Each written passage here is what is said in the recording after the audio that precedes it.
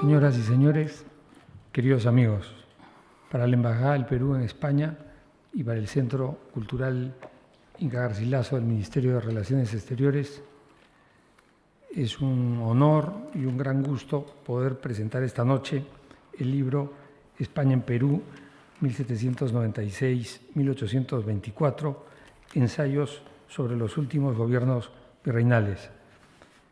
Si el libro se hubiera publicado en el Perú, por cierto, se hubiera llamado no España en Perú, sino España en el Perú.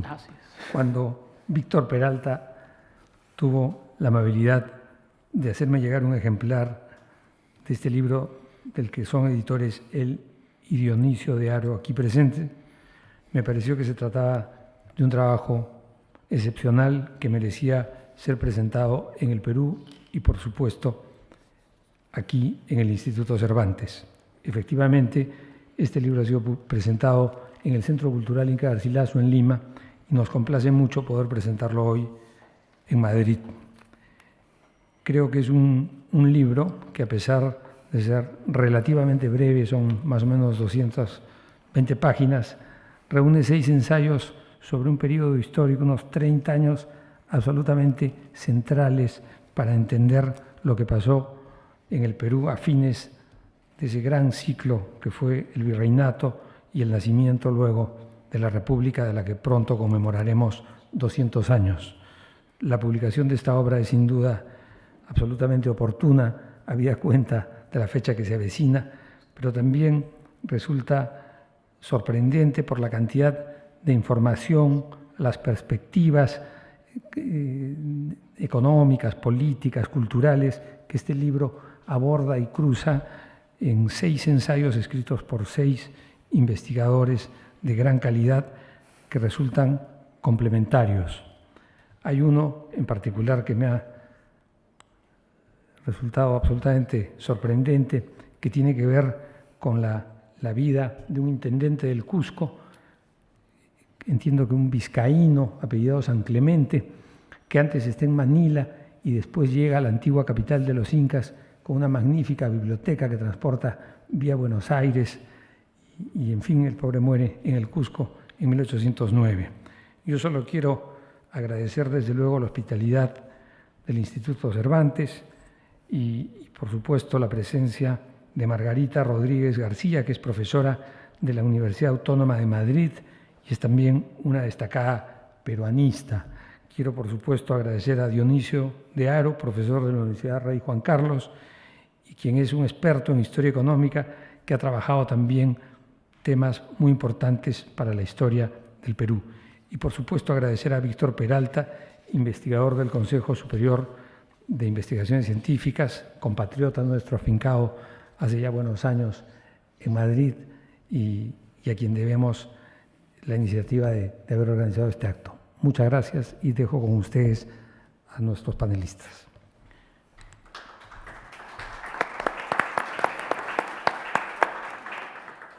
Bueno, gracias por la asistencia, gracias al Instituto Cervantes, al Centro Cultural Inca Garcilaso por la invitación a presentar este libro, que como más bien ha dicho mi amigo Alonso Ruiz Rosas, gran animador de estos eventos culturales en Madrid, ya se presentó en Lima en agosto.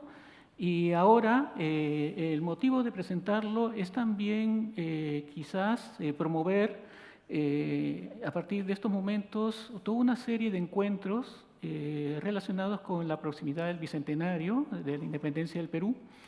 Es decir, el libro quizás sea un preámbulo a toda una serie de reuniones que procuraremos hacer con colegas como los que están aquí presentes u otros especializados que viven aquí en España o que puedan estar de tránsito por aquí, peruanistas o peruanos especializados en la época de la independencia.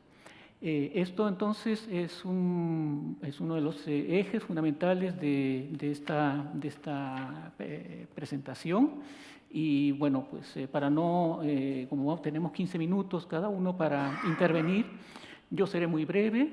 Quería mencionarles que hay una amplia literatura historiográfica que está apareciendo en estos últimos años y seguramente se incrementará todavía más en los próximos 2 años o año y medio que queda para la conmemoración oficial de la proclamación de la independencia del Perú. Entonces, en este lapso yo he podido advertir que hay muchos trabajos que se están especializando, ¿no?, en temas de recuperación de historias de mujeres en la época de la independencia, de historia de las clases populares, como también trabajos que vienen incursionando en la historia de la cultura política, la historia económica, en fin, es toda una suerte de carrera por ver cómo se puede replantear antiguas formas de ver el proceso de la independencia peruana, ¿no?, que como saben, desde el siglo XIX hay una gran tradición historiográfica que se inicia con la obra de la evolución de la independencia del Perú, de Benjamín Vicuña Mackenna, o la historia del Perú independiente de Pasoldán, y que en los años ya del centenario de la independencia pues comenzaron con los trabajos de Jorge Basadre, Jorge Guillermo Leguía, y continuaron con Pablo Macera, Alberto Flores Galindo, Heraclio Bonilla, en fin, toda una gente que incursionaba desde distintas perspectivas que en ese momento estaban en boga, y que la nueva historia, en cierto sentido, marca a partir de los años de 1990 una nueva forma de comprender esta perspectiva, esta coyuntura, a partir del enfoque más bien político y que da también mucho énfasis en la cultura política, sin dejar de lado los otros tipos de planteamientos que venían de mucho más atrás. Entonces, este libro, en cierto sentido, es un referente de, digamos, cómo se practica la historia política, la historia, pero alimentada desde el punto de vista social, económico, cultural, militar, y por eso diría yo que la principal característica de este libro, más que seguir una corriente, como la yo he estado mencionando para anteriores, es su innovación metodológica. Tenemos hasta 5 o 6 perspectivas metodológicas distintas. Ustedes, si compran el libro y lo van a disfrutar, tienen aquí, vamos, desde la visión institucional tradicional, la biografía que corresponde a Bernardo O'Higgins, como también otras perspectivas, la económica de Dionisio de Haro, la historia militar de Ascensión Martínez Riaza, la historia, digamos, regional con perspectiva intelectual de Margarita Rodríguez y Magdalena Jarro, las resonancias de la Revolución de Mayo, que es mi trabajo, yo diría que la clasificaría como una historia transfronteriza, que es el deseo de ver la independencia peruana no en sí misma, dentro de su propia frontera, como muchas veces caemos en ese tipo de perspectiva, sino más bien verla desde la influencia que tuvieron otras realidades sobre la independencia peruana en el caso sudamericano. En mi caso, pues verlo desde el impacto del Río de la Plata, Charcas y Chile en el proceso de la independencia peruana. Y por esto también hay un trabajo de historia cultural en las perspectivas de Robert Darnton o Roger Chartier, de María Claudia Huerta, que es una estudiante que ahora está en la Universidad de California, Davis. Y en fin, a partir de todo este tipo de perspectivas, como digo, la innovación metodológica creo que es una apuesta de este libro, que como lo dijo un profesor de la Universidad Católica en Lima, José de la Puente Brunque, es prácticamente también una continuación de un libro que se publicó hace 4 o 5 años en Lima, con el título de La independencia inconcebible, ¿no? El Perú y España entre 1816 y 1824. Claro, una independencia inconcebible porque evidentemente era el único país que había resistido cualquier forma de autonomismo, que había tenido mucho éxito en otras realidades, mientras en la peruana pues se había tratado de otra forma de ver el problema desde el punto de vista del fidelismo, ¿no? de la actitud leal a la monarquía hispánica, tanto en el contexto del absolutismo como en el contexto del liberalismo hispánico que se aplicó entre 1810 hasta 14 en su primera etapa, y entre 1820 y 1823 en la segunda experiencia liberal. Entonces, en ese aspecto, creo que este tipo de trabajos realmente nos dan una perspectiva bastante polémica, bastante innovadora y yo diría incluso retadora frente a la forma como se está trabajando la historiografía en la independencia actualmente, en el caso de varias instituciones peruanas o por personalidades que son especializadas en este tema desde hace mucho tiempo. Entonces aquí yo creo que no voy a incursionar más porque estoy pasándome de los minutos que tengo. Solo quería,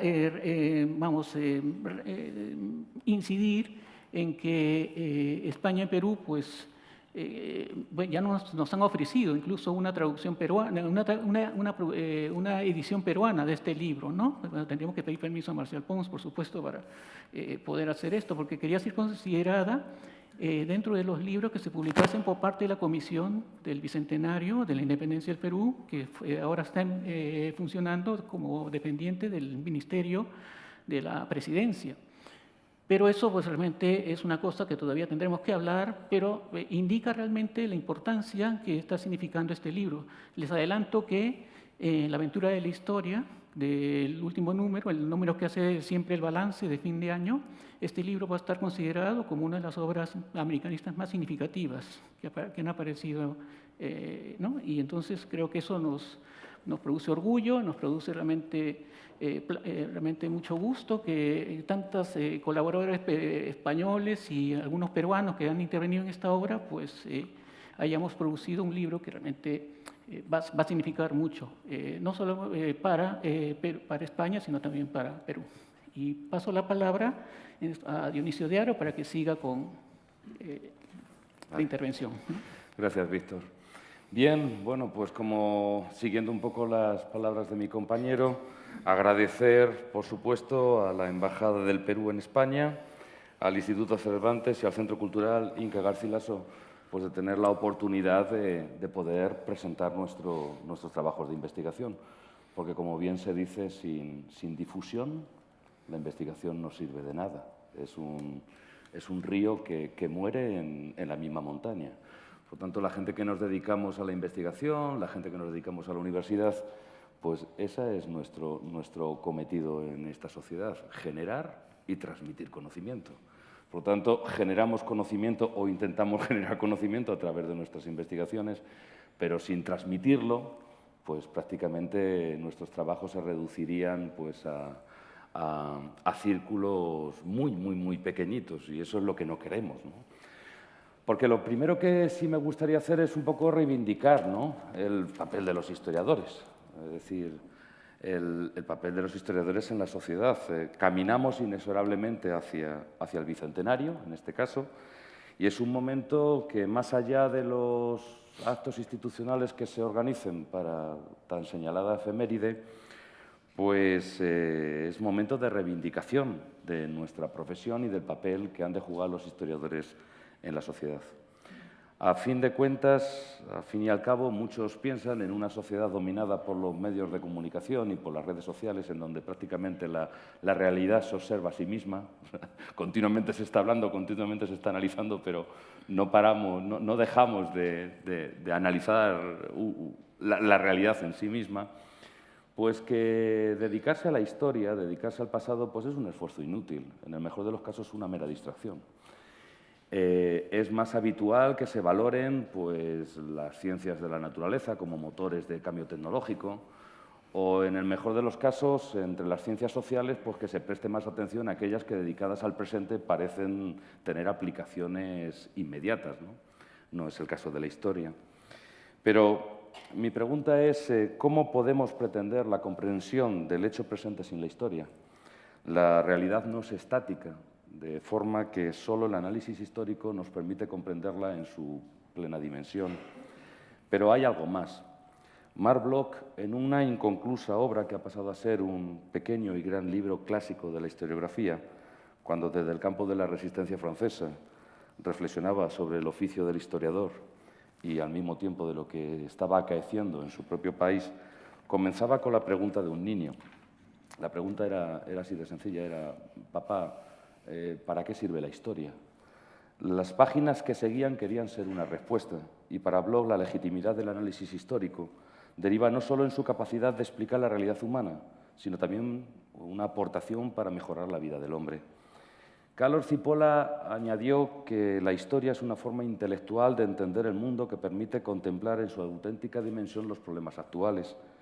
Es un ejercicio práctico de comprensión del hombre y la sociedad que nos aleja del provincianismo y nos desafía a modelar nuestra visión del mundo. Muchas veces los historiadores, cuando trabajamos en otros mundos, trabajamos en otros entornos sociales, en otros tiempos, nos damos cuenta de que nuestra visión del mundo es muy limitada. Es una visión del mundo, una entre otras muchas posibles. Y recordando esa famosa frase del libro de Harley Leslie, la de «El pasado es un país extranjero, allí las cosas se hacen de otra manera», pues bueno, siempre es un buen consejo para acercarnos a la historia sin caer en el presentismo. Y a pesar de nuestras enormes limitaciones, las que tienen que ver pues, con la imprecisión inherente a la inconmensurable tarea de reconstruir el pasado, el subjetivismo. Nosotros nos manejamos con el subjetivismo, pero es que es inevitable, es inherente a nuestro trabajo. Y, por otro lado, la dificultad de penetrar en las profundidades de los movimientos de la historia. Bueno, no podemos renunciar a nuestro encargo como historiadores de recopilar, analizar de forma crítica e interpretar un pasado que, a su vez, ayuda a la comprensión de los problemas presentes. Esa es nuestra labor. Y también llamar la atención de otro aspecto que yo creo que es importante tener en cuenta. Cuando nosotros analizamos el pasado, lo vemos como una sucesión lógica e ineluctable de acontecimientos. Se produjo la independencia porque se tenía que producir, se desarrollaron los estados-nación, pues se tenía, es decir, es una sucesión lógica e ineluctable de acontecimientos y no nos paramos a pensar de que en el presente las sociedades y también los individuos estamos continuamente decidiendo. En algunos casos no de manera racional, ante un amplio abanico de posibilidades que acabarán decidiendo un futuro incierto en ese momento. Y eso ocurre ahora y ocurrió también hace 200 años en el Perú, como hace 250 años en cualquier otro ámbito. El libro que venimos a presentarles a ustedes, pues es el libro fruto de un laborioso trabajo de investigación en el que hemos participado pues, muchos investigadores y que ha sido una parte importante de nuestra vida. O sea, es el resultado, es el último hito pues, de un largo trabajo de proyectos de investigación que, por lo menos en la última década, nos han permitido una continuidad. Y en este sentido quisiera recordar pues, a dos investigadores, dos IPs que denominamos, muy importantes y que con su cabeza, su tesón y su generosidad pues, han hecho posible pues, que estemos llegando a los puertos a los que estamos llegando. Quiero recordar a la doctora Ascensión Martínez Riaza y al doctor Alfredo Moreno Cebrián pues, como grandes impulsores en estas investigaciones que nos han permitido llegar pues, hasta donde hemos llegado. Es un libro, es un trabajo que tiene... Bueno, yo ya no sé el tiempo cómo voy ni... Bien. Es un libro que tiene ala y tiene cuerpo. Es decir, alas, como ha dicho mi compañero, es un libro que trata una época y la trata desde distintas perspectivas. Las alas son amplias, la historia militar, la historia política, la historia regional, la historia económica, pero tiene cuerpo, es decir, tiene una idea fuerza. Y es considerar este periodo, es un periodo a caballo entre el siglo XVIII y el siglo XIX. Es un periodo, por lo tanto, que comprende 1796-1824, en el que el mundo está cambiando. Es decir, en el mundo se están produciendo cambios trascendentales que van a definir el mundo en los próximos 200 años, que es la Revolución Francesa y la Revolución Industrial. Cambios económicos, políticos, sociales de primera magnitud, en la que, en este caso, la monarquía hispánica, pues que tiene que hacer frente. Es decir, no puedes meter meter la cabeza bajo la tierra como un avestruz. Y por lo tanto el libro es un libro sugerente. Es un libro sugerente en el sentido de que intenta rastrear todos aquellos proyectos, iniciativas, innovaciones que se experimentan en el Virreinato del Perú, en absolutismo y en liberalismo. Experimentos, proyectos que intentan mantener unido un Estado transoceánico, un Estado que tiene su parte europea y que tiene su parte americana, pero que es entendida como un todo en la época. Y por lo tanto es un libro que rompe con ideas lineales, con planteamientos lineales. Es un libro de grises, no de blancos y negros. Es un libro en el que se intenta calibrar los esfuerzos por parte de las autoridades y de las instituciones virreinales por hacer frente a esa realidad. Es decir, en la que buscar su sitio en un mundo cambiante. Y repito, muy, muy cambiante. Lo que pasa es que desde el presente, pues la globalización y además en estas sociedades dominadas por los medios de comunicación y por las redes sociales, que da la sensación de que todas las mañanas estamos descubriendo el Mediterráneo, pues no somos conscientes de que estos cambios a los que he hecho antes referencia son cambios radicales y que efectivamente transforman el mundo en los próximos 200 años. Todo gira, hay un proyecto, y ya hablo un poco desde el punto de vista de la historia económica, hay un programa que este país intenta poner en marcha, que es la Constitución de 1812. Por eso continuamente el virreinato se va a debatir entre tradición y reforma, entre absolutismo y liberalismo. Y el proyecto de la Constitución de 1812 es un proyecto muy avanzado, es un proyecto liberal, avanzado, bueno, pues que también intenta ponerse en marcha en la otra orilla del Atlántico. Es un momento, por lo tanto, de cambios, de dudas, de innovaciones y de proyectos que se abortan y que se rescatan. Y en esa dinámica es en la que tiene sus últimas décadas un virreinato que había estado presente en América pues, durante 3 siglos, cerca de 3 siglos. Por lo tanto, bueno, lo que sí hemos digamos, levantado es que cuanta más luz pongas en esta época, pues aparecen más dudas, aparecen más controversias, aparecen cuestiones nuevas que un poco debilitan esa especie como de historia lineal que nos han venido contando, tanto en una orilla como en otra, y que yo creo que eso es un poco la gran aportación que puede hacer este libro y otras investigaciones que se puedan producir de utilidad justo ahora a las puertas del Bicentenario de la Independencia. Poco más. Me quedo aquí y doy la palabra a mi compañera Margarita. Gracias. Bueno, yo quería agradecer también, por supuesto, a las instituciones que han organizado este acto, al embajador también por sus gentiles palabras y, por supuesto, a los editores del libro, a Víctor Peralta, a Dionisio de Haro y, bueno, ya, por supuesto, a Alfredo Moreno Cebrián por haberme invitado a participar en este proyecto del que ha resultado este libro, ¿no? Mi participación en este libro ha sido una participación en colaboración con una historiadora cuzqueña, Margaret Najarro. Creo que ello ya es indicativo de la necesidad que tenemos para comprender procesos que, como decía Dionisio, tienen una vertiente peninsular, una vertiente americana, en definitiva, necesitan de una comprensión imperial, la colaboración entre historiadores de una y otra orilla. El personaje que nosotros estudiamos es efectivamente un personaje fascinante y que representa una parte de esa época de cambios. Es un oficial de la Marina que, sin embargo, termina a más de 3.000 metros de altitud como intendente del Cuzco y que resume buena parte de todos esos debates de reformas que se mueven entre el liberalismo, posiciones más conservadoras, porque va acompañando ese mundo cambiante del imperio en este tránsito de finales del siglo XVIII al siglo XIX.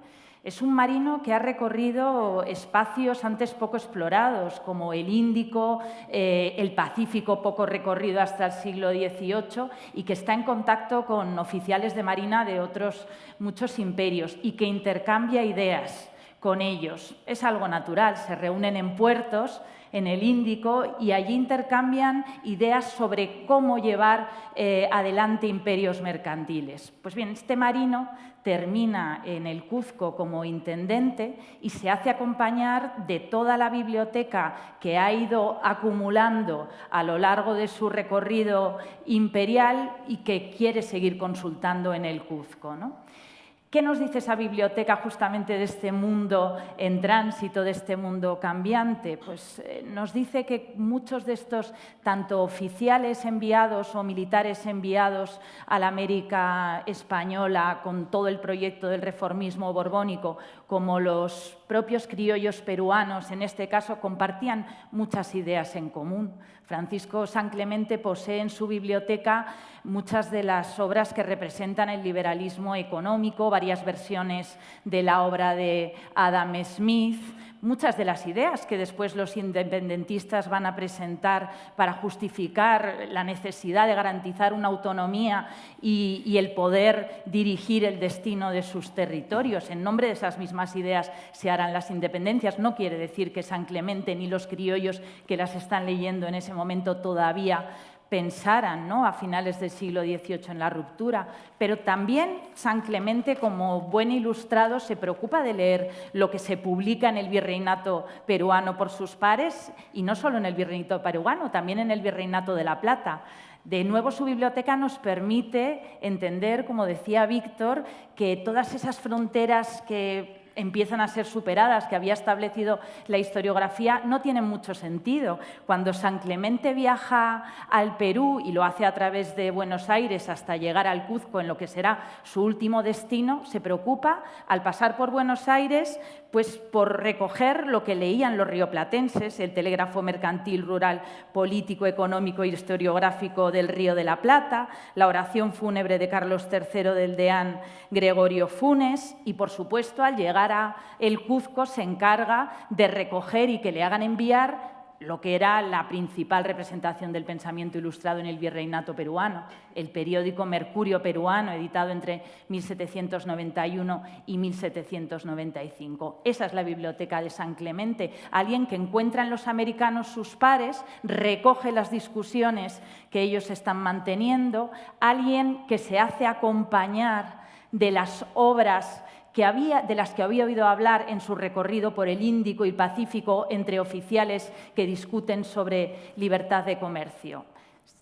¿Podemos encajar a San Clemente es un pensamiento ilustrado liberal, es un pensamiento ilustrado conservador? Es muy difícil. De nuevo estaríamos hablando de fronteras bastante artificiales. Estamos hablando de un oficial que cuando fallece manda que su cuerpo sea estudiado en un hospital, que entreguen su cuerpo a un hospital para que se estudien en él los efectos de las diferentes enfermedades tropicales. Estamos hablando de un oficial que había hecho llegar la vacuna desde el Río de la Plata, la vacuna de la viruela, al Cuzco. Estamos hablando de un ilustrado que tiene las obras de Josefa Mari Borbón sobre la educación de las mujeres, pero también estamos hablando de un ilustrado que en el momento, él fallece en 1809, que se producen las invasiones napoleónicas, deja ver todos los prejuicios que tiene sobre las poblaciones locales, sobre los indígenas y el miedo que tiene ante unas milicias con un fuerte componente mestizo, ¿no? Ahora, la pregunta, ¿no?, en esa complejidad es: ¿qué efecto pudo tener una biblioteca como la de San Clemente, que reunió todas estas obras, además de otras muchas, de historia natural, de cartografía, de astronomía, obras religiosas, por supuesto, también en el ambiente del Cuzco? Felizmente conocemos todavía muy poco, creo que esto es también una llamada a la necesidad de atender y seguir investigando sobre espacios como el Cuzco, sobre el que conocemos menos el ambiente intelectual, para saber el efecto que pudo tener esa librería entre los esa biblioteca entre los criollos cuzqueños. No tengo la más mínima duda que Francisco San Clemente estuvo reuniéndose con unos y otros, intercambiando ideas, porque era eso exactamente lo que había hecho en Manila durante durante su estancia. Incluso fue acusado, ¿no?, de intercambiar continuamente conversaciones con extranjeros que parecían algo sospechosas. Era un hombre de salón, de prácticas ilustradas, ¿no? Y eso nos pone en contacto con otros trabajos que están presentes en este libro, como el trabajo, se ha mencionado, de María Claudia Huerta Vera, ¿no?, que se hace esa pregunta clásica sobre si los libros, las ideas pueden generar revoluciones, pueden generar independencias. Y a tenor de su artículo, muy interesante, porque recoge de nuevo un tema ya tratado por investigadoras también de este proyecto, Ascensión Martínez Riaza, sobre el impacto de la prensa doctrinal, y nos muestra cómo la prensa no solo llegaba a una élite letrada, sino que era repetida en cafés o divulgada por religiosos, cómo en el contexto de las independencias se produce todo, libros, libelos, circulan, los ejércitos se hacen acompañar de las imprentas justamente para establecer una guerra de palabras, que es justamente el tema abordado por Víctor Peralta en su artículo sobre las resonancias de la Revolución de Mayo en la independencia del Perú, el papel de la Gaceta de Lima a la hora de divulgar determinadas ideas para lograr el control de la provincia de Charcas. En fin, creo que es un terreno muy fértil en el que seguir estudiando el impacto de las ideas, de la palabra, de una recuperación, como se viene haciendo, de la cultura política, darle el papel también a los libros, no porque hicieran revoluciones por sí solas, no los hacen, las revoluciones las hacen los hombres y las mujeres, y lo hacen, como decían mis colegas, en contextos cambiantes e inesperados. Es ahí cuando las palabras se convierten en armas muy poderosas. Y, sobre todo, nos advierten, es un buen laboratorio para prepararnos, para reflexionar sobre sucesos como el que estamos viviendo hoy en Chile, en el que, de repente, a partir de un acontecimiento, se producen otros inesperados. La historia ya nos enseña esto. Así que, bueno, yo no puedo sino volver a agradecer el haberme dado la oportunidad de participar en este proyecto tan interesante.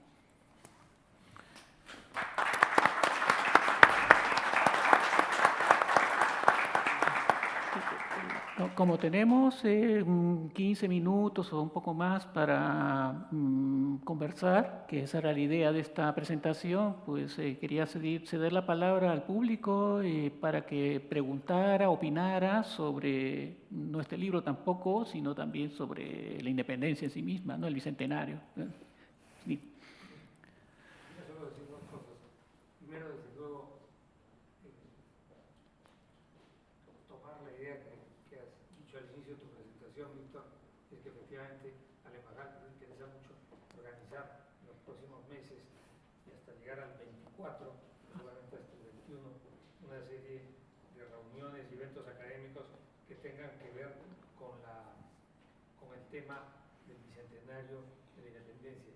Y en este tema, por supuesto, la relación con España es particularmente importante, habida cuenta que el Perú formó durante casi 3 siglos parte del Reino de España, del Imperio Español, que fue el Perú la sede del primer virreinato, el más importante de América del Sur y también el último en separarse de España.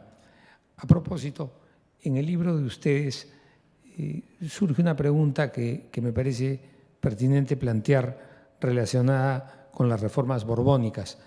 Las reformas borbónicas han sido muy satanizadas por muchas razones, pero da la impresión que lo que queda claro, por lo menos, es que el pacto secular que de algún modo suscribe la monarquía de los Austrias española con las élites indígenas peruanas, ¿no es cierto?, que permite una convivencia, etcétera, etcétera, se quiebra con esas reformas. Quisiera saber si eso es así. Y un segundo tema, si me permiten, que también es fascinante en este libro, tiene que ver con la división de las fuerzas españolas a la hora de enfrentarse a los ejércitos que vienen por un lado del sur, ¿no es cierto?, que parten de Buenos Aires, y por el otro lado del norte.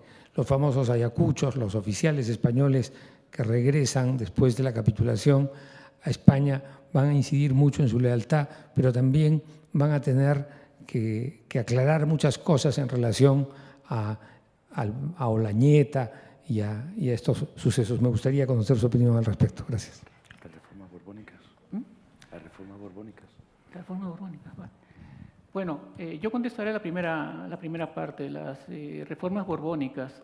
Sí, en efecto, teníamos una historiografía que desde el punto de vista socioeconómico, que era la llamada nueva historia, había visto una especie de relación entre reformas borbónicas y rebeliones indígenas, ¿no? Esa era la estructura clásica que se había adoptado y en los cursos de historiografía fue hasta los años 90 o incluso ya en la presente centuria, pues persistía, ¿no? Ahora tenemos una visión que, sin negar ese tipo de correlación, que también en cierto sentido no es del todo así unívoca, o sea, no es del todo tan vinculada así directamente. Creo que ahora vemos cómo las reformas borbónicas también tuvieron efectos positivos en otras áreas, sobre todo en lo cultural, en lo social. El artículo, por ejemplo, de nuestro amigo de Málaga, se me ha ido el nombre, Jorge Chauca, él cuando trata el tema del virreinato de Ambrosio O'Higgins, entre 1796 y 1800, él ve cómo realmente las reformas borbónicas continúan en el Perú, pero ya bajo otro tipo de, digamos, perspectivas. Se trata, por ejemplo, de implementar escuelas de oficios para introducir a lo que entonces se llamaba la gente vaga, la gente mal entretenida, dentro de trabajos utilitarios, ¿no? Para beneficio tanto de la monarquía como también para ellos mismos. Entonces, él allí, este es un ejemplo, ¿no? Realmente, pero se puede ver también en el punto de vista de la minería, también cambios, de tal modo que si vemos de una manera más integral las reformas borbónicas, yo creo que este libro, bueno, por supuesto, el trabajo de Margarita, del intendente, también él, en cierto sentido, está imbuido con toda una serie de perspectivas de reformismo que, sobre todo en una zona que se está convulsionando, como el Cusco, con la conspiración de Aguilar y Ugalde de 1805, cuando él llega, él trata de implementar también otro tipo de estructuras, de cambios relacionados con este tema de las reformas borbónicas, y que también, por supuesto, la Ilustración entra dentro de esta perspectiva de las reformas borbónicas. Entonces, trabajos como estos creo que nos matizan la forma en que hemos visto tradicionalmente como una especie de idea muy negativa el tema del reformismo borbónico, que por supuesto rompía una estructura como la de los Austria, que era la forma consensuada de gobernar, ¿no? Pero bueno, para esto hay mucho que hablar todavía. Y bueno, no sé, quería ceder, pero si querías hablar de los militares, ¿cómo es? Bueno, realmente es la época de él más trabaja. Sí, bueno, los trabajos que yo he desarrollado tienen que ver muy específicamente con el último virrey, en el último virreinato, y es José La Serna. El último virreinato es un gobierno muy interesante, porque surge de una forma excepcional. Es el pronunciamiento de Aznapuquio. Hay un pronunciamiento por parte de los jefes militares del gobierno realista. Ya ha desembarcado San Martín en la bahía de Paracas, cerca de Pisco, en septiembre de 1820. Y la situación en Lima pues, se va enrareciendo. Y Pezuela, que es el virrey en esos momentos, pues manifiesta pues, muchas limitaciones a la hora de ejercer el mando político y militar en el virreinato. lo cual, bueno, pues provoca el denominado pronunciamiento de Annapucio, que es a finales de enero de 1821, en el que hay un manifiesto firmado por los 19 altos oficiales españoles, por todos, lo cual denota la soledad del virrey en ese momento, y que proponen su destitución a favor del militar de mayor rango, que en este caso es el teniente general José de la Serna, y que asume, por lo tanto, su puesto como nuevo virrey. Bueno, ¿qué hay detrás de Annapucio? Sigue siendo un debate, sigue siendo un debate. Y mis investigaciones son muy limitadas porque se centran sobre todo en el ámbito de la política económica. Las medidas económicas, especialmente fiscales, que adopta el nuevo gobierno, el de José La Serna. Ahora bien, estos son militares nuevos. Son militares que, si bien, por ejemplo, para Pezuela, la Constitución de Cádiz fue una noticia, todos los militares que forman parte del ejército en Lima en 1821, todos han vivido la Guerra de la Independencia en España, todos. La mayor parte llegaron al Perú entre 1815 y 1817, fueron llegando. Ellos habían vivieron la Guerra de la Independencia y vivieron la Constitución de Cádiz.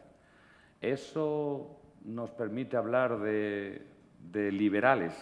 Pues la falta de documentación nos impide llegar a afirmar eso. Ahora bien, yo me inclino en que es gente que consideran que, primero, la guerra no está perdida. Es decir, y es verdad que la guerra en 1821 sigue desenvolviéndose en un escenario de indecisión. La guerra no está decidida. Y en segundo lugar, ellos es verdad que gobiernan en los años de guerra, gobiernan aplicando el Código Constitucional. Por ejemplo, para mí fue muy revelador pues que un virrey que entre enero y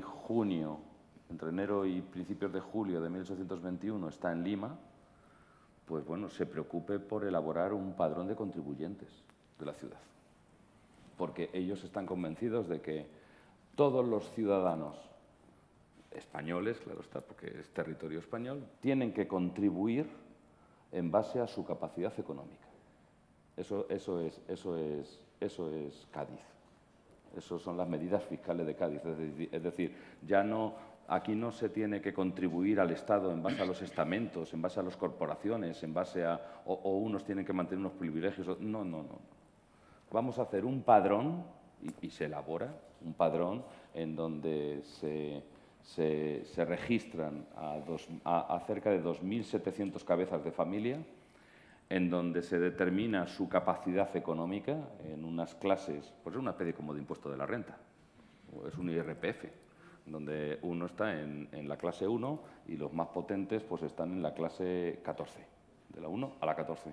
Y que todos, evidentemente, tienen que contribuir en función de en qué tramo te encuentres del IRPF y dependiendo de tu capacidad económica. Claro, tienes que estar convencido de que hay un nuevo proyecto de gobernanza y un nuevo proyecto de gobernar políticamente y económicamente el territorio. Cuando el virrey y su gobierno se trasladan al Cuzco, esto a través de las investigaciones de Nuria Sala lo supimos, 3 veces se votó. Es decir, en el Perú, cuando se vota por primera vez es con el virreinato.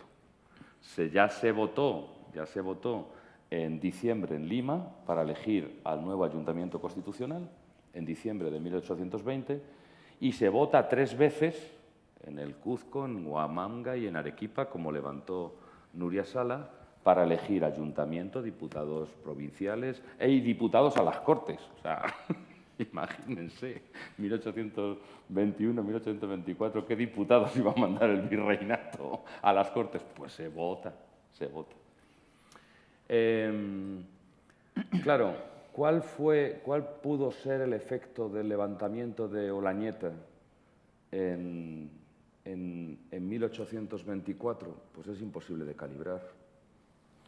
Es imposible de calibrar, pero claro, el levantamiento que dejó todo el flanco del Alto Perú, pues bueno, pues un poco desvanecido en plena guerra de la independencia, en un momento en el que la guerra no estaba ni muchísimo menos decidida.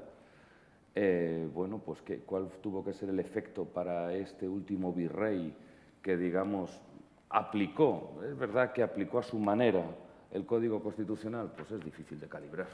Eran liberales, eran absolutistas, eran leales, difícil de equilibrar. Pero sí que gobernaron con un proyecto nuevo, que también era el proyecto que España se había recuperado en el trienio liberal entre 1820 y 1823 como un proyecto nuevo de país. Y era un proyecto muy avanzado, repito. Aquí en España no recuperamos un proyecto tan avanzado como el de la Constitución de Cádiz, no lo recuperamos hasta el sexenio democrático de 1869 y lo recuperaremos temporalmente. Cuando digo un proyecto avanzado, vamos a ver, es que vota todo el mundo, todos los ciudadanos votan siempre y cuando sean mayores de 25 años y acrediten bueno, ser ciudadanos españoles. Es que eso es un proyecto muy avanzado. Eso es decir mucho. Y en términos fiscales, los proyectos fiscales de la Constitución, los que emanan de la Constitución y que forman parte de los planes presupuestarios del trienio 1820, 1821, 1822, porque ya en el 23 Mariano Egea ya no presenta nada, porque total ya está el duque de Angulema, ya está recorriendo con su saca el territorio peninsular. Son proyectos fiscales, repito, muy avanzados, muy avanzados. No sé si Margarita, ¿quieres hablar algo sobre reformismo borbónico? Bueno, en relación a esa política del reformismo borbónico hacia los indígenas, ¿no? Estudiando el caso de San Clemente, podría ser representante de este intendente bien formado en el reformismo ilustrado, ¿no? Porque otros intendentes pudieron no tener una formación tan buena como la suya, yo diría con un carácter ilustrado, claro, por lo menos un buen conocedor de la literatura ilustrada. Pero además las instrucciones que lleva, desde luego, son las de evitar abusos sobre los indios. O sea, eso queda clarísimo. Es verdad que San Clemente llega al Cuzco ya algo cansado y con muchas ganas de regresar a la península. Pero la documentación que hemos podido localizar hasta el momento, Margaret y yo, nos permite ver en esa misma línea del virrey O'Higgins que es partidario de fomentar proyectos de creación de escuelas para indios, de evitar repartos, los famosos repartos forzosos de mercancías a la población indígena.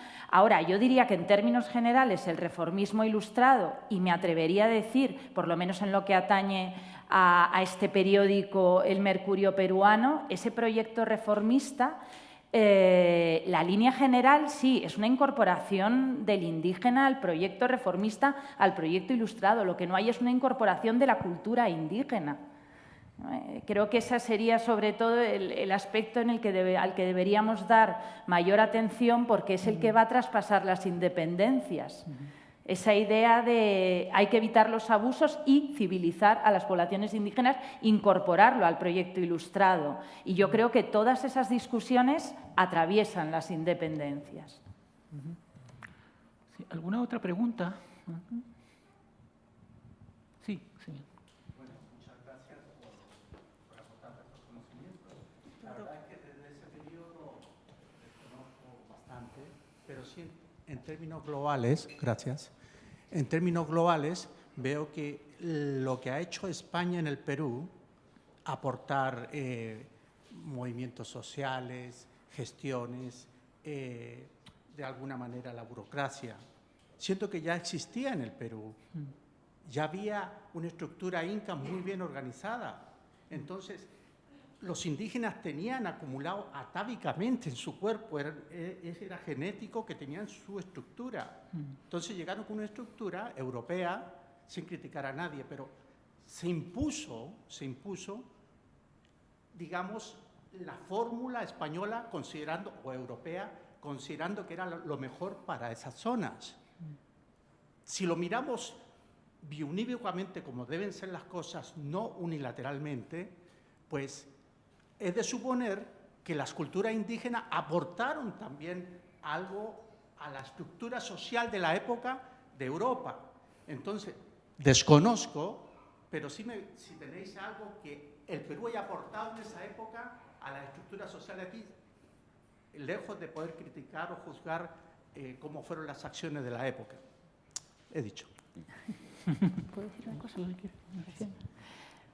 Parece interesante su cuestión porque justamente acabo de regresar un coloquio que se estaba desarrollando en Lima sobre Humboldt, ¿no?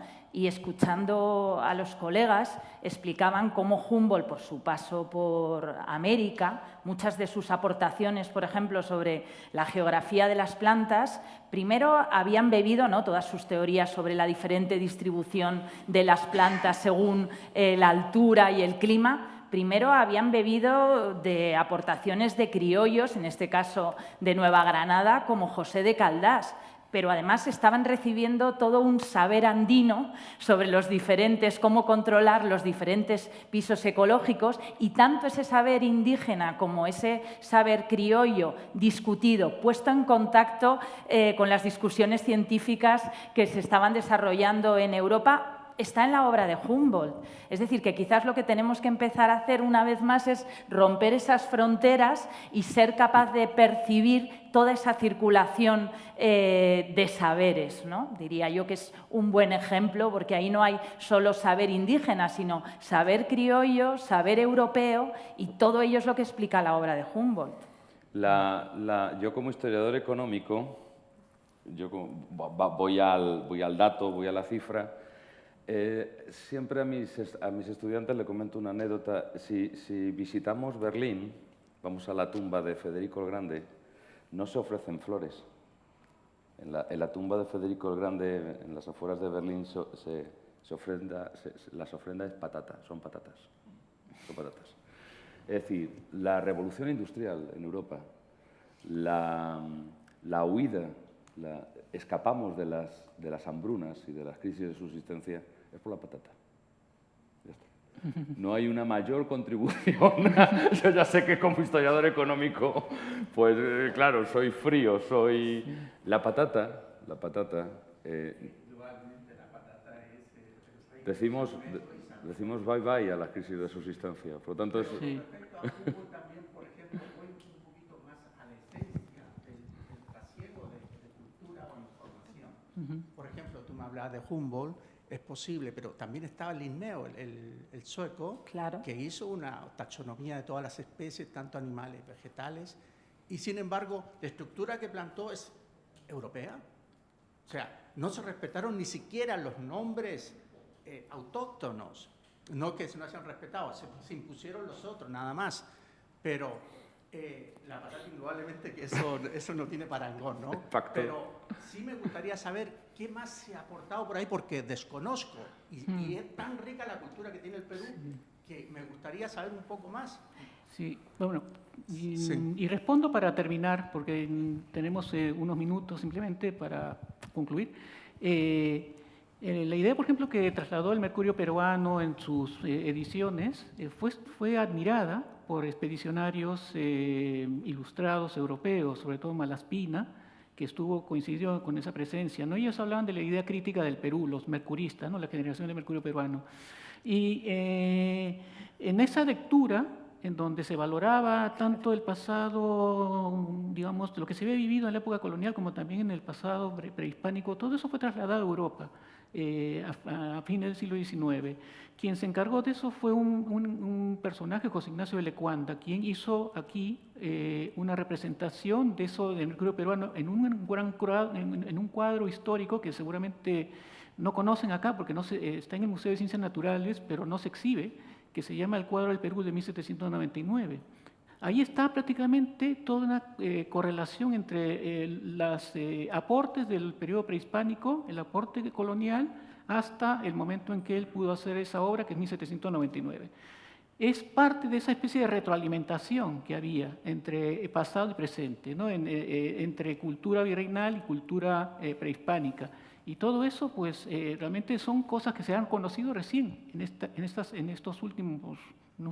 últimas décadas. Y bueno, para terminar, el libro lleva por subtítulo Ensayos sobre los últimos gobiernos virreinales. Está dedicada, como han mencionado aquí mis colegas, al profesor Alfredo Moreno Cebrián, quien él es el especialista en los primeros gobiernos virreinales borbónicos, ¿no? Y entonces creo que nosotros tres reconocemos realmente el aporte de nuestro colega, que ahora es profesor emérito del CSIC, y que realmente pues, ha sido un gran animador, como mencionó Dionisio, de todo este trabajo. Y con esto quiero agradecerles su presencia, muchas gracias, y espero que el libro les plazca. Gracias.